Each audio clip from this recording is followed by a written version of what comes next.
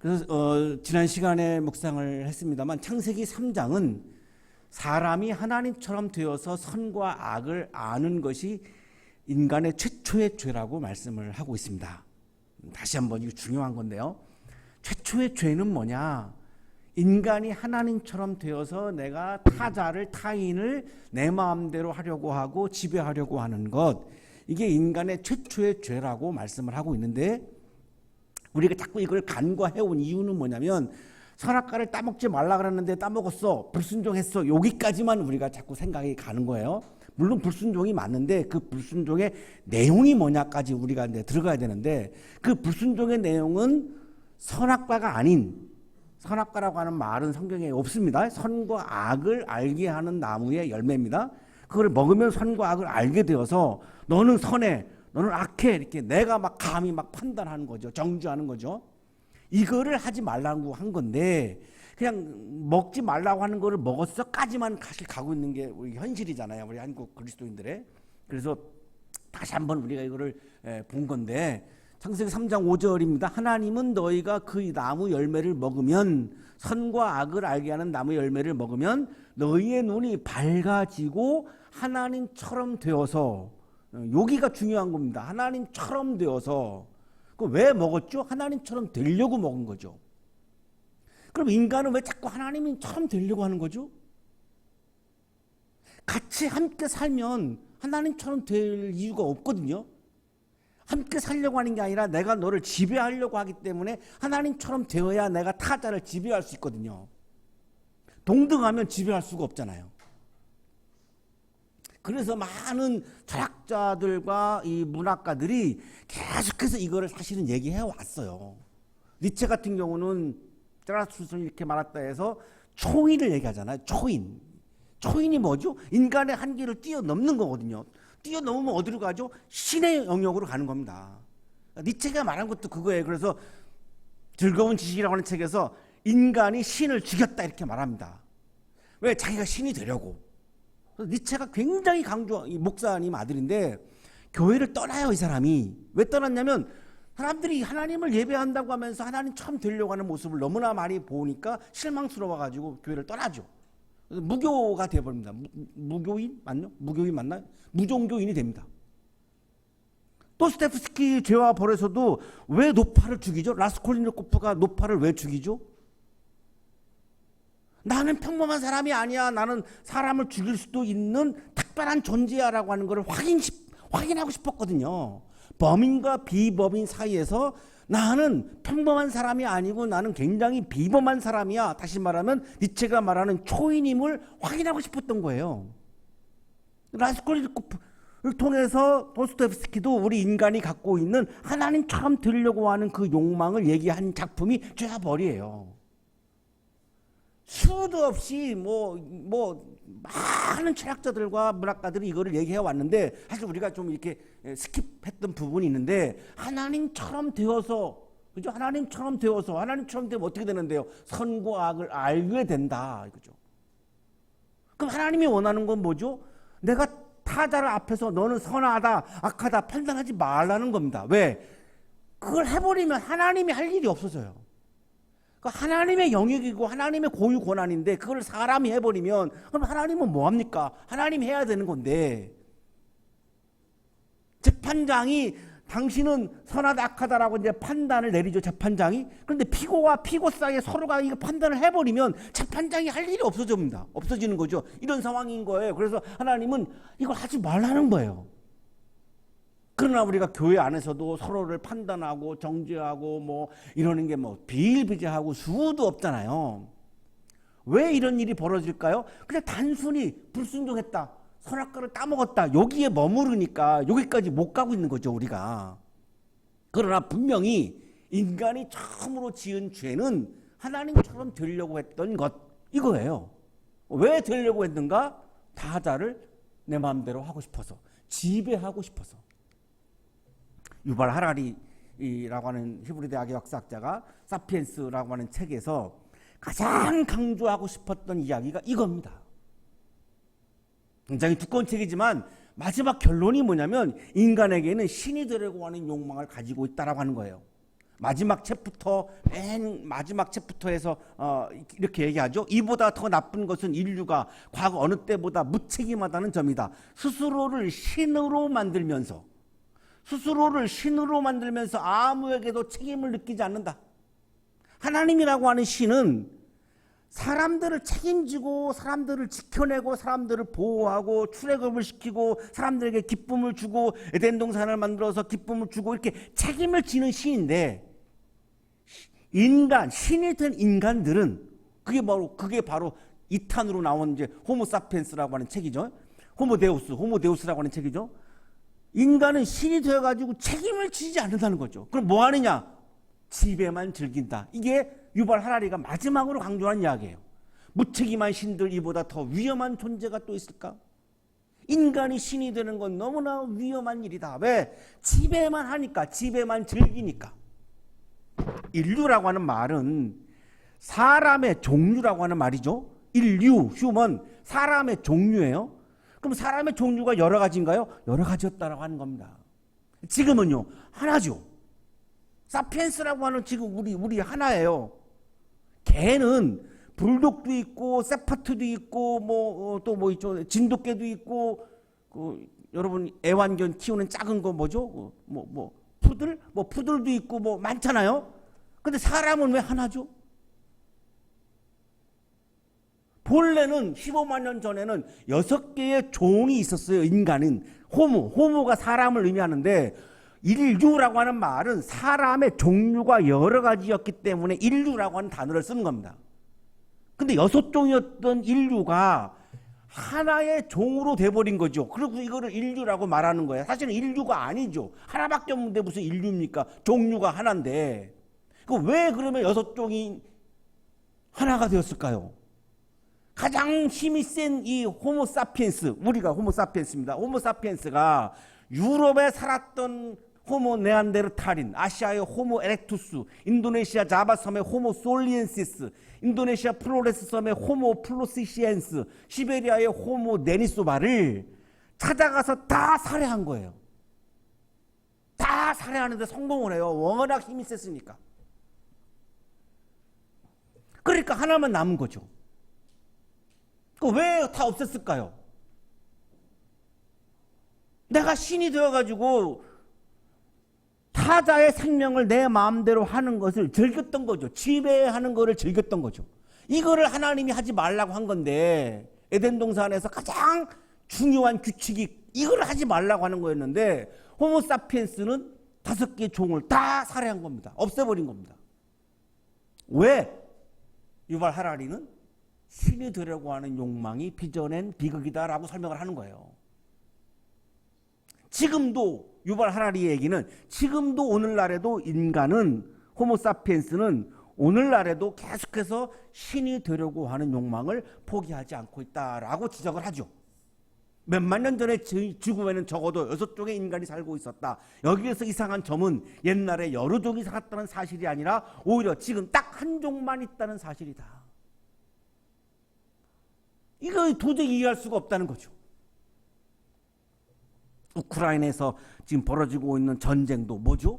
내가 너를 내 마음대로 하겠다는 겁니다. 내가 내 마음대로 너를 죽이고 살리고 내 마음대로 하겠다는 거죠. 예. 결국은 내가 신이 되었다라고 하는 것을 증명하고 내가 확인을 하고 싶은 거죠. 오늘의 성서 본문은 사람이 스스로 신이 되어서 타인의 생명을 살해하는 역사가 우리 호모사피엔스의 역사인데, 살해의 역사예요. 전쟁의 역사예요. 인류의 역사는 전쟁의 역사예요. 우리 여기 역사학자 정세진 교수님 계시지만, 인류의 역사는 이 살해 역사, 전쟁의 역사입니다. 이게 이 족보가 어디에서부터 나왔는가를 오늘 말씀을 합니다. 오늘 본문이. 그리고 중요한 거는 호모사피엔스의 그러한 족보에서 나오는 살해하는 역사, 생명을 죽이는 역사, 살해하는 역사, 살인하는 역사에 맞서서 하나님은 그럼 뭘 하시는가? 하나님은 오늘도 생명을 살리고 생명을 구원하는 구원사, 구원의 역사를 쓰고 계시다라고 하는 말씀이 오늘 본문 말씀입니다. 이게 우리들에게 굉장히 은혜인 거죠. 에덴 동산의 삶이 끝납니다. 기쁨의 파라다이스, 기쁨의 동산의 삶이 이제 끝나요. 사람이 하나님처럼 되어서 사람을 판단하고 지배하려고 하는 죄를 범한 이후에 사람은 에덴 동산에서 추방당합니다. 이게 창세기 3장에 나오죠. 에덴 동산에서 추방됐으니까 에덴 동산 밖에서 이제 인간이 살아가게 된 겁니다. 오늘날 우리도 지금 에덴 동산 밖에 살고 있는 거예요. 밖에서 살면서 중요한 사건이 일어나는데 아담과 하와가 동침을 해가지고 카인과 아벨을 낳습니다. 그러니까 카인과 아벨은 형제죠. 그런데 카인이 아벨을 죽입니다.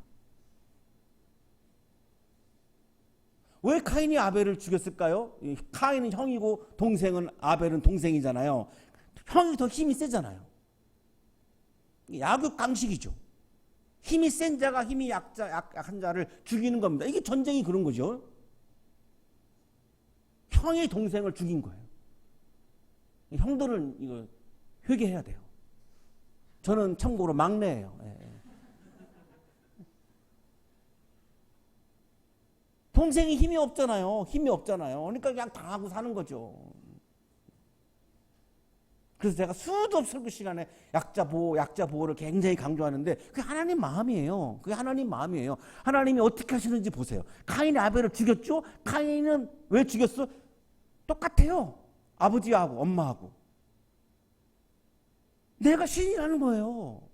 내가 신이니까 내가 너를 죽이든지 살리든지 내 마음대로 해도 돼 라고 하는 걸 확인하고 지금 즐기고 있는 거예요. 이 아벨의 생명이 누구의 생명입니까? 하나님의 생명이잖아요. 하나님의 생명인데 지가 마음대로 해 살리고 죽이고를 지가 하나님 자리에 올라간 거죠. 그러면 여기서 하나님이 어떻게 하시는가가 중요하잖아요. 정말 감동입니다. 저 너무너무 오늘 체프 설교 준비하면서 은혜 받았는데 하나님의 이 조치가 너무너무 감동적이에요. 카인이 자기가 성공을 했다고 생각했겠죠. 승리했다고 생각했겠죠. 아, 나는 신이 되었어라고 막 승리의 노래를 불렀겠죠. 천만의 말씀이에요. 약자를 해치고 약자를 죽이고 약자를 힘들게 하는 분들 승리했다고 지금 노래를 부르는데 천만의 말씀이라는 거예요. 카인의 족보를 보면 카인, 에녹, 이락, 무후야엘, 무두사멜, 라멕으로 이어집니다. 이 족보예요. 창세기 4장 17절 18절에 카인의 족보가 나와요. 네. 이 카인이 도시를 건설해요. 그러니까 카인은 누구냐? 도시 건설의 조상이에요. 우리 여기 도시공학자 황중만 교수님 계시는데 도시공학의 원조는 카인이에요.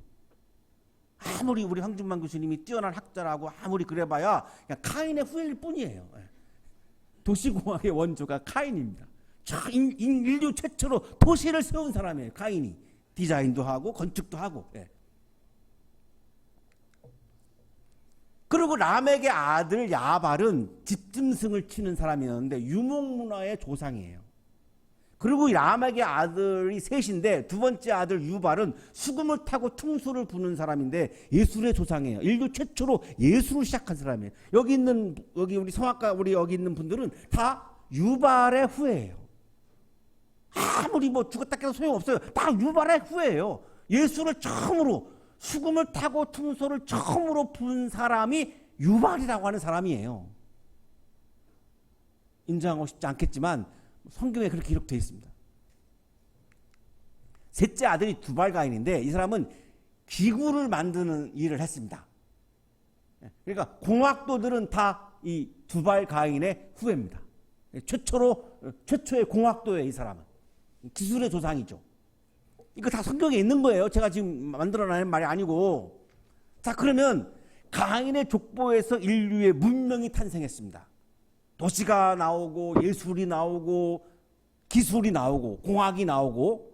이게 언제? 라멕의 아들들 때. 그러면 이 라멕은 누구의 족보입니까? 카인의 족보입니다. 카인의 족보에서 인류의 문명이 탄생한 거예요. 자, 그런데 이게 하나님의 선물이 아니라 인간의 업적으로 이루어진 문명의 발전이죠. 이 인간의 문명의 발전은 우리들에게 편리한 삶을 제공해 주고 있습니다. 그러나 우리들의 인간성을 파괴하고 우리들의 신앙을 파괴하고 대량 살해를 하는 데까지 이르르는 어마어마한 위험성을 내포하고 있다는 겁니다. 어떻게 확인할 수 있느냐? 4장 24절입니다. 카인을 해친 벌이 7갑절이라면 라멕을 해치는 벌은 77갑절이다. 라멕을 공격하는 사람에게 대해서 77배로 복수할 거야, 이런 내용이거든요. 이 내용이 부인이 여러 명이었습니다. 부인들에게 노래하는 노래예요. 이 라멕의 노래라고 하는 유명한 노래예요. 지난주에 우리 목사님들하고 여기서 영성 세미나를 열었는데 제가 최초의 찬송을 제가 소개했어요. 출애굽기 15장. 출애굽기에 이제 홍해바다 건너가지고 모세가 이제 노래를 부르는 장면이 나옵니다. 출애굽기 15장에 이게 최초의 찬송입니다. 그랬더니 어떤 목사님 저한테 와서 질문하더라고요. 라멕의 노래는 그러면 찬송이 아닌가요? 저한테 질문하더라고요. 제가 그랬죠. 아니라고. 이거 하나님을 찬송한 게 아니고 라멕을 공격하면 77배나 복수하겠다, 이런 가사예요. 이게 어떻게 찬송이겠습니까? 찬송이 아니죠, 당연히. 이게 어마어마한 폭력적인 족보예요. 살해하는 족보예요. 내 마음대로 하는 족보예요. 내가 신이 되려고 하는 족보예요. 이게 카인의 족보예요. 그러니까 인간의 문명은 우리들에게 좋은 것도 제공하기도 하지만 한편으로는 우리들의 신앙적인 삶과 인간다운 삶을 다 파괴하고 에덴 동산을 파괴하는 족보이기도 한 거예요. 자, 드디어 오늘 본문인데요. 감동이에요. 아담이 다시 자기 아내와 동침하였다. 마침내 그의 아내가 아들을 낳고 말하였다. 하나님이 가인에게 죽은 아벨 대신에 다른 씨를 나에게 허락하셨구나. 그의 아내는 아이의 이름을 셋이라고 하였다. 아벨이 죽어서 아벨을 대신하는 또 하나의 아들 셋이 아니에요. 뭐라고 말씀하시냐면 다른 씨예요. 다른 씨. 씨가 달라. 가인의 씨는 뭐죠? 폭력의 씨예요. 살해하는 씨야예요. 그러면 이 셋은 뭐죠? 이거와는 다른 씨라는 거예요. 완전히 다르다고 하는 거죠. 그럼 뭘까요? 추정해 볼 수 있죠. 가인의 족보와 가인의 씨앗은 생명을 죽이고 살해하는 폭력의 씨이니까 다른 씨는 뭐죠? 생명을 살리고 생명을 구원하는 씨앗인 거예요. 그럼 왜 하나님이 셋을 주셨느냐? 셋이라고 하는 아들을 주셨느냐? 아벨을 대신하기 위해서가 아니고 폭력과 살해와 전쟁과 죽임의 놀이를 대신해서 끊임없이 하나님은 다시금 그 인간의 역사에 맞서서 다시 생명을 살리고 생명을 구원하는 역사를 씻기 위해서 셋이라고 하는 사람을 다시 태어나게 하셔서 다른 씨앗을 태어나게 하셔서 구원의 씨를 출발하게 하시는 장면입니다. 이게 제가 은혜 받고 감동받은 부분이에요.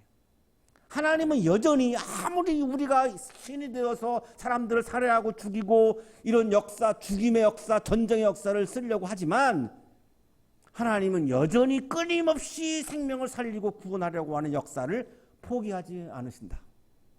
오늘날에도 그 역사를 쓰고 계시다. 이것이 오늘의 창조입니다.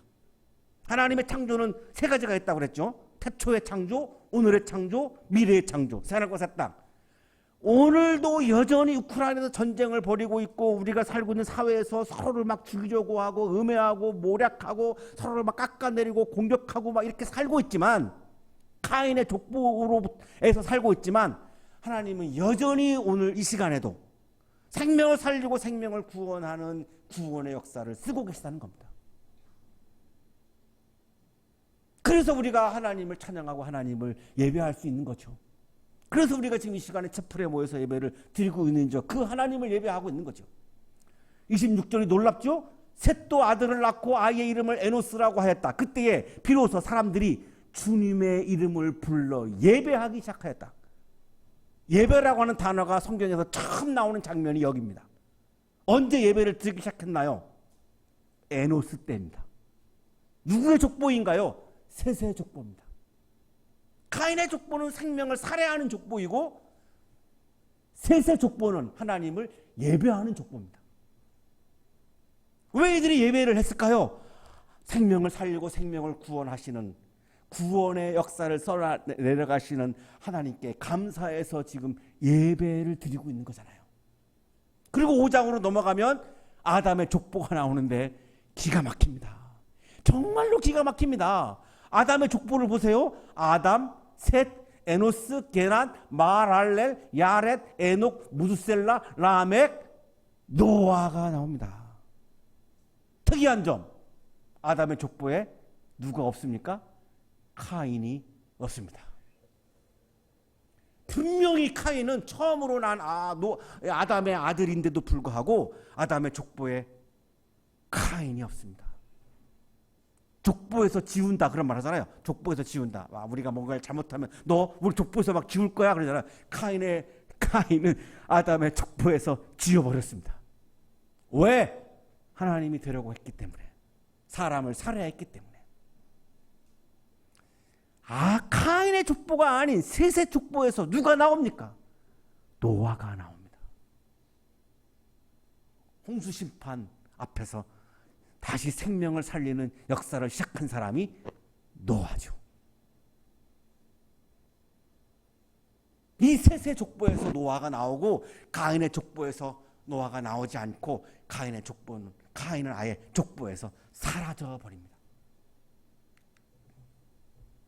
하나님께서는 신이 되려고 하는, 그래서 사람이 사람을 지배하려고 하는 카인의 족보가 아니라 하나님을 예배하는 셋의 족보를 통해서 오늘날에도 생명을 살리고 생명을 구원하는 오늘의 창조 역사를 쓰고 계시고, 이것은 카인의 족보에 대한 대안적인 역사이고 살해당한 아벨을 대신하는 새로운 역사를 준비하고 있는 하나님이 계획하시고 준비하신 하나님의 족보가 셋의 족보입니다. 네일 교수가 이렇게 말합니다. 카인의 후예가 일으킨 것은 문명사이지만 셋의 후손이 닦은 터는 구속사입니다. 카인의 문명사는 죽임의 역사이지만 셋의 후예가 다진 구속사의 정초는 살림을 향한 구원의 역사입니다. 하나님의 창조는 세 가지입니다. 태초의 창조, 계속되는 창조, 새 창조. 하나님의 창조, 태초의 창조, 원래의 창조로 시작을 하지만 하나님의 창조는 원창조에서 끝나지 않습니다. 태초의 창조에서 끝나지 않습니다. 오늘도 하나님의 창조는 계속되고 있습니다. 하나님의 창조는 하늘과 새 땅이라고 하는 미래의 완성을 향해서 오늘도 계속해서 진보하고 있습니다. 인류는 아직도 살해 역사를 쓰고 있습니다. 인류는 아직도 내가 신이 되려고 하는 역사를 쓰고 있습니다. 카인의 역사를 쓰고 있습니다. 하지만 하나님께서는 오늘도 계속되는 창조, 현재의 창조, 오늘의 창조를 통해서 구원의 역사를 오늘도 기록하고 계십니다.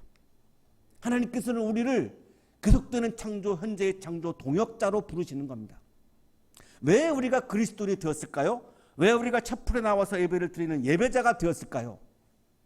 인간은 아직도 살해 역사를 쓰고 있기 때문에, 구원의 역사를 쓰고 계시는 하나님께서는 동역자가 필요하셔서 구원의 역사의 동역자로 우리 그리스도인들을 부르신 거고 예배자를 부르신 겁니다. 우리가 예배 자리에 나온 것은, 촛불 자리에 나온 것은 그 하나님의 부르심 앞에 예라고 하는 응답의 바로 표현이고 고백이고 상징인 겁니다. 네, 하나님을 도와서 저도 생명을 살리고 생명을 구원하는 구원의 역사에 동참하겠습니다. 오늘도 구원의 역사를 함께 하나님과 함께 쓰겠습니다라고 하는 결단입니다. 그래서 지금 이 자리에 나와서, 촛불의 자리에 나와서 예배를 드리고 있는 것입니다. 내 주변에서 다른 타자를 위협하고 공격하고 살해하고 죽이고 그렇게 살면서 이기적인 삶을 살면서 성공한 것처럼 보이니까 나도 초조해서 그 족보를 따라가려고 하는 위험이 늘 우리에게 도래합니다. 그래서 촛불의 자리에 나와서 다시 한번 다짐하는 거죠. 아니야, 그건 아니야. 나는 셋의 족보에 참여할 거야.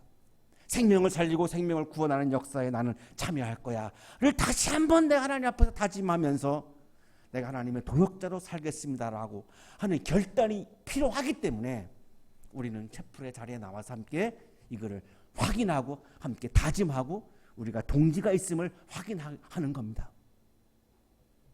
구원의 역사에 동참하는, 구원의 역사를 하나님과 함께 쓰시는 여러분의 삶이 되기를 바라고 채플의 자리가 되기를 간절히 축원합니다.